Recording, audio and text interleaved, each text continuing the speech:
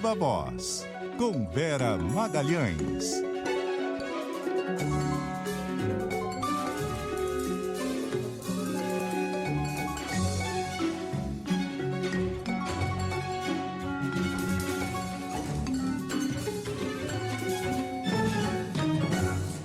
E aí, Vera? Oi, Sardenberg, boa tarde para você, para os ouvintes, também para quem nos assiste. Bom, continuamos no assunto de segurança do projeto antifacção. A Gabriela Echenique entrou agora há pouco aqui falando que houve uma reunião de líderes e a votação não ficou para hoje, ficou adiada. E enquanto isso rolam as negociações, Vera. Exato, Sardenberg, porque é um projeto muito complexo, mexe não só na lei antiterrorismo, mas em várias outras leis e decretos e, enfim, diplomas legais.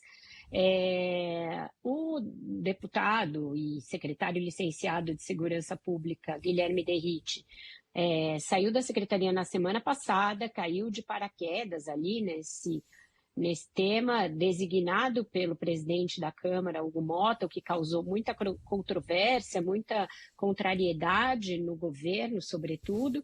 E aí, desde então, já fez pelo menos 3 versões do seu parecer, sem que nenhuma delas agrade totalmente as muitas partes envolvidas em tudo que está se mexendo, né? Não está se mexendo só na classificação das facções criminosas para talvez equipará-las a grupos terroristas. Está mexendo em todo o arcabouço de investigação de crimes praticados por essas facções, em todas as partes que participam dessas investigações, Ministério Público, Polícia Civil e Militar, Polícia Federal, e isso está causando um quiprocó tremendo.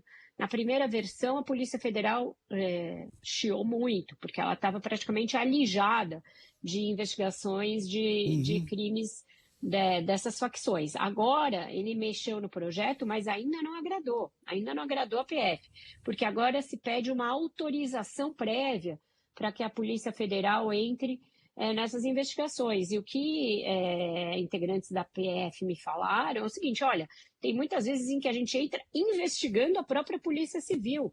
Me lembraram da Operação Tácitos, que é aquela que investiga a delação do Vinícius, aquele delator que foi assassinado depois pelo PCC, e que investiga as conexões que ele tinha dentro da Polícia Civil, de pagamento de propina, de corrupção e tudo. E aí eles me dizem o seguinte: olha, imagina se a gente tiver de pedir autorização prévia para as polícias e para os governos dos estados para poder investigar esse tipo de coisa. Não tem cabimento, não tem propósito.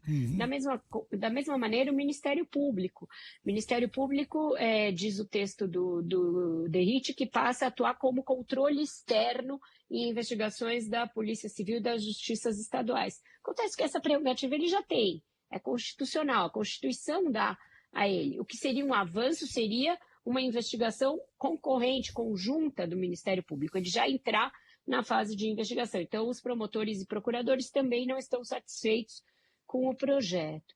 E, por fim, o governo, achando que o Derrite quer, na verdade, é pegar a autoria, que é do Executivo, mexer no projeto e sair como o grande pai da matéria. E sendo que no projeto ainda consta projeto de autoria do Executivo, mas o tanto que ele está mexendo, praticamente rasgar o que o governo federal mandou e fazer outro.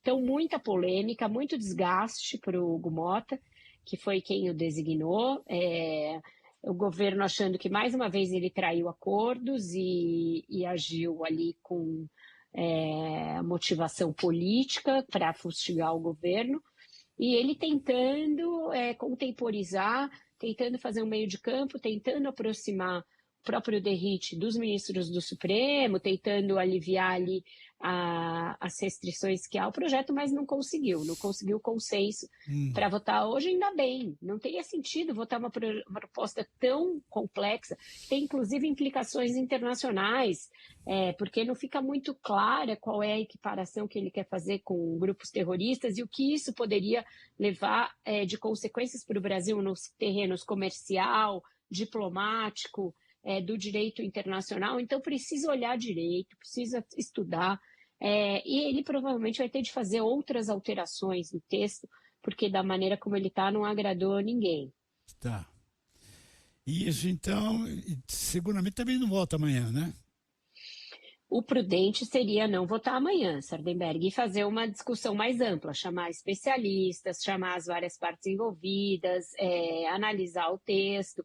Não pode ser uma coisa de afogadilho, primeiro porque a consequência não é imediata de um projeto como esse. Ele é um projeto que tenta construir um futuro, penas mais rígidas, um cerco financeiro às organizações criminosas e tal.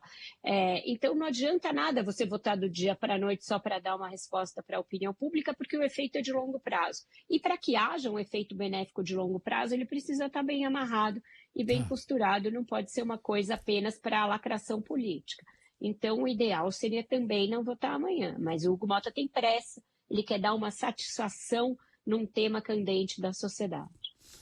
Vera Magalhães, continuamos acompanhando. Obrigado, Vera. Até amanhã aqui no CBN Brasil. Até lá, até mais tarde também. Tchau, tchau.